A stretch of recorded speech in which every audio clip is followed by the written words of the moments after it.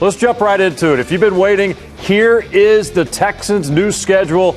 We'll go a few games at a time now to walk our way through it. And Wex, let's jump in now. Colts, September 11th.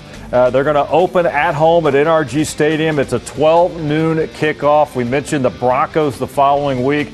A couple of tough ones coming in. The Bears in week 3 in Chicago. So the weather should actually be pretty good there on the 25th. And then the LA Chargers coming to NRG Stadium on October 2nd. So we'll stay on this graphic if we can. If we could pop it back up, that's possible. Your thoughts on those first 4? Well, I'll tell you one thing about that we'll learn as we go through it. Those 2 games in back-to-back weeks 2 and week 3, those are the back-to-back road games. That's the only time all season they play on the road in consecutive weeks. So that's something obviously to keep in mind. And those quarterbacks I keep talking about, they're going to see Matt Ryan, Russell Wilson, and Justin Herbert. And then you slide in Justin Fields right there. That's only going to be his 3rd game with his new coaching staff. Obviously, It'll be in Chicago, but they've got a lot of things to change from last year to this year. They weren't very happy with how things went. So see a few blitzes going. I would think Lovie Smith also. Lovie Smith will be returning to Chicago for that game as well. So pretty important for him.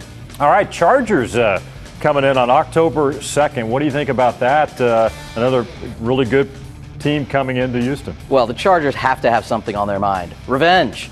They got beaten soundly in Houston last season, late in the year, and that meant their last game of the year was for the playoffs because they did not beat the Texans. Yep. Because Davis Mills and that team and their defense, credit to the defense who scored a touchdown that day, but they put 41 points on the board against the Chargers that day. They have to be thinking about that. And the Texans also have a good feeling that it wasn't that long ago that they saw that team at NRG Stadium and feel like, well, we played with them then. Why can't we do it again? All right, those are the first 4. Let's roll it. Let's take a look at the next 4 now for this new schedule for the Texans. You look at week 5 now. The Texans will go to Jacksonville on the road, AFC South opponent taking on the Jaguars. Hey, you got to imagine going into that one, again, back-to-back road games because they're going to go from there to Las Vegas, but a winnable game there in Jacksonville. I think so. They played the Jaguars 40 times, Randy. They've beaten them 27 of those 40 times. By far the most wins they have against anybody.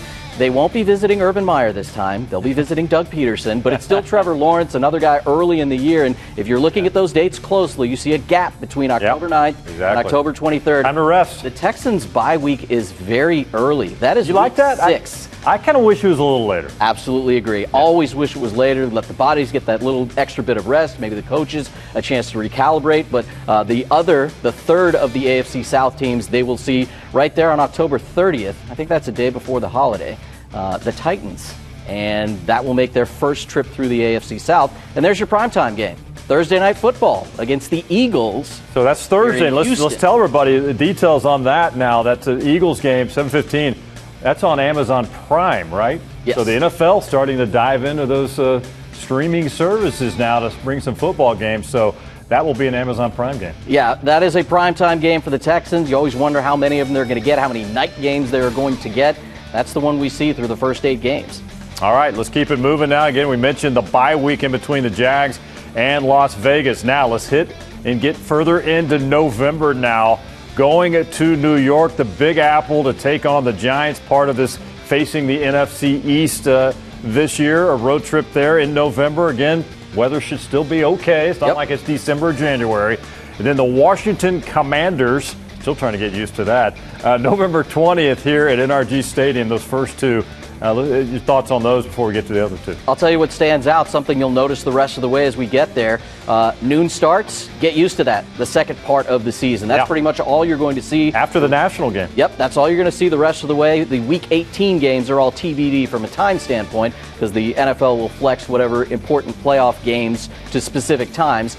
The quarterbacks on this page is what also stands out. If everything holds to where we sit today, that's Daniel Jones, Carson Wentz, Tua, and then I don't know if that's going to be Deshaun Watson. I don't know if that's Jacoby Brissett. December 4th. That is. Circle that. The Cleveland Browns. Everybody's been wanting to find out when this game would happen. We were holding out hope, perhaps Sunday Night Football, what they thought. But I think, to be honest with you, this is my take. Not knowing his status still, giving that a national television exposure was kind of risky. I think it's also twofold. That's definitely one reason. But the other reason is, are you really going to put Deshaun Watson's return to Houston in prime time to celebrate that, to hype that up? Good point. I really don't think the NFL would want to go that direction. That Browns game, by the way, that is a Week 13 game. If he's handed a suspension out before the season begins, it would have to be longer than 12 games for him to miss that game against the Texans. All right, let's keep it moving now. We're hitting the final stretch of the season.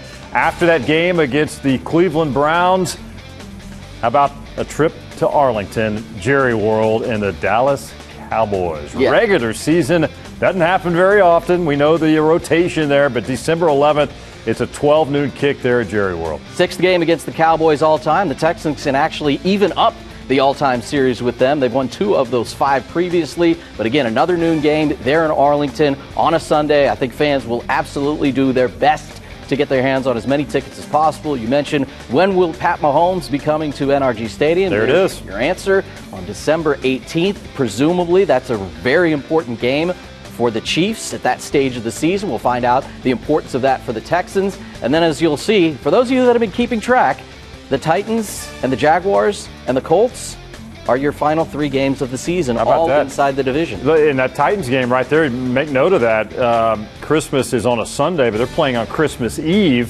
very early. So a 12 noon kickoff at Tennessee in Nashville, taking on the Texans will be all snuggled in their bed by Christmas Eve. Right when Santa arrives. How about that? Awesome. Yeah. The NFL is shifting most of their schedule to Saturday, and then they'll have a handful of special games on Christmas Day. Texans-Titans on the 24th. Yeah, Jaguars, New Year's Day, 12 noon kick there at NRG Stadium, ringing in the new year. And then right there at the bottom, we had to squeeze it in to try to get 5 games on the graphic there. Colts at Indy, still TBD on the date there to wrap up the season, January 7th or 8th. I don't know when they'll decide that, but so they start the season at home against the Colts, Wex, and they end it at Indianapolis against the Indianapolis Colts. Yeah, the Texans, no matter how they play, whatever their record is, they're going to have a say in who wins this division, potentially in who, if there's a second team out of this division that makes the playoffs, because all 3 of those remaining AFC South games that we just had up there for you, they're all at the end of the season. I like that change that was made a few years ago. You don't always see all 3 of them in the last 3 weeks, but I think it's great that it actually plays out that way, that it's all AFC South after Week 15. All right, so there you have it. The new schedule is out. It's a tough schedule. There's no doubt about it. And we got about, we're with you about another 6 minutes or so. But, Vegas, the odds makers come out, as they always do, and predict the win total for teams. Have some fun with it, right? Yeah, I'm not really sure what today would do to the odds unless all of the Texans' road games in cold weather cities all came at the end of the year. Right. Well, they don't. Pretty much none of them do. They might not have any cold weather games, depending on what the weather's like in November in New York and the other road trips they're making. I think they cover the top of the stadium so the snow doesn't get in or the cold air doesn't get in. They should be fine. Hey, you know what? Texans won 4 games last year, and they had a lot of holes on that football team. Still have holes. They got to keep improving. They could have won probably 6 games. They had a chance to win 6, maybe even 7. I have to look at that schedule again, but at least they could have won a couple more maybe. So you look at this schedule, you've got to figure they've improved in some areas, and maybe they're not done making moves. If it's Nick Caserio, you got to figure he's going to make some more moves. Will it be enough to improve that win total? Because you got to look at the way the schedule is. Really tough schedule, especially on the road. It's a really tough schedule, and the way things need to change for this team to have more than 4 wins for the 3rd straight year. They already have back-to-back 4-win seasons. They don't want a 3rd, especially with the added 17th game last year and this year. The difference that it has to come from, they won 3 games inside the division last year. Yeah. That means they only won 1 game outside of the division last year. That has to change, even with a very difficult schedule. Games against Carson Wentz and Daniel Jones and Justin Fields, those are games you have to believe you can go out and win. You've already beaten Justin Herbert last year. He comes into town again this year.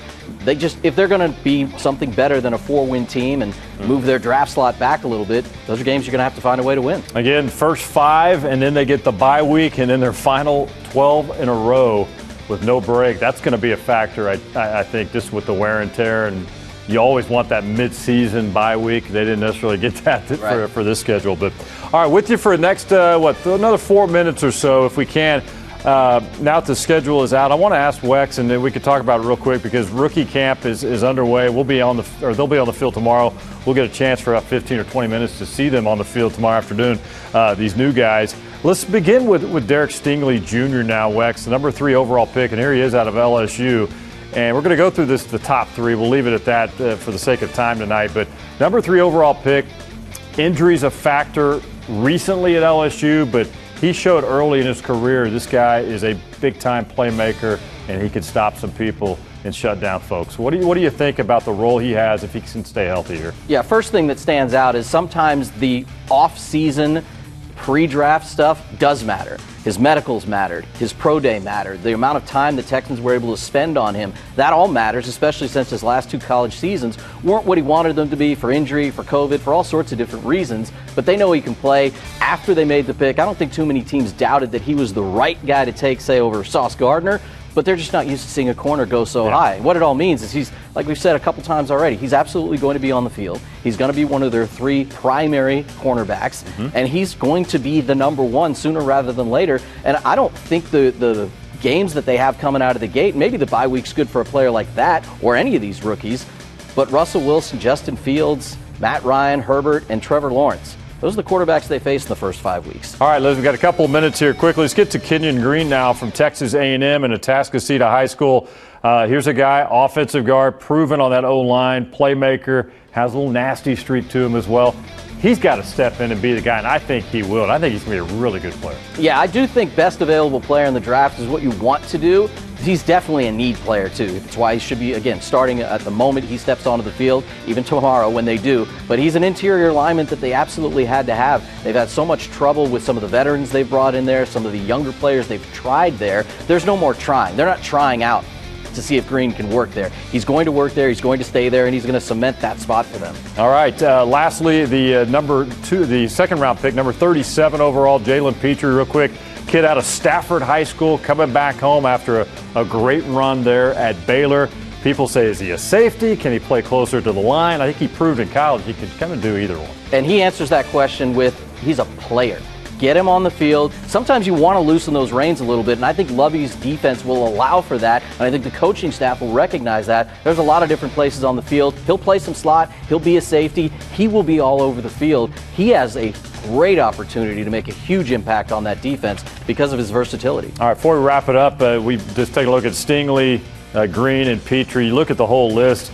Besides the obvious guys like that, who are you most intrigued about to see at rookie camp, training camp, and a guy you feel like that can maybe surprise some people and regular season be a playmaker or in some form and help this football team? Well, I mean no offense to David Johnson, but for the first time in 3 years, fans should be excited to see number 31 on the field because that's Dameon Pierce now. And Pierce is a player. He is a bowling ball. He is aggressive. He's fun to watch. He is exuberant on and off the field. But he's going to hit that hole. He's going to be explosive. I don't think you're going to see 50-yard runs and 40-yard runs from him. You didn't see those last year either. But you're going to see gains when they're there. If there's 5 yards to get, he'll get 8. That's what I want to see on the field, and Marlon Mack with him in the backfield. And he's also a great interview. He's a very good He is a soundbite machine, and of course, I'm sure you're going to have him on your radio show as well. My guy to watch when he's healthy and gets ready is going to be John Mechie. I think he's going to be a guy that can really help this football team as a wide receiver. He's going to wear number 88, by the way. Some of these numbers are already out. The team released them, so get used to it. Stingley's 24, Petrie's 42, Kenyon Green's, 59? Yep. And we get used to some of these numbers and guys being out there. Mechie's in a real good spot when he is fully healthy, and that probably comes right around the start of the season. He's a good fit around Cooks, around Collins for this offense. Been fun, man. 30 minutes flew by. I mean, this was good TV tonight. I should talk about this for like 3 hours. I mean, now people can go eat their dinner tonight. I've had it. We didn't hold them up. Hey, good stuff. Adam Wexler, Sports Talk 790, hanging out with us. Special thanks to Texans President Greg Grissom as well, talking a few minutes with us. Looked like he was at his office at NRG Stadium, getting ready, leading up to the big reveal at the top of the hour. We brought that to you as well. But the schedule is out. Check it out on click2houston.com. Thanks for watching tonight. We hope you are updated. Texans season is around the corner. Camps are about to start. We're going to have some fun. Progress coming with this Texans organization. So long for now. Thanks again for watching. Thanks for the entire crew for helping make this happen tonight. Good night, everybody.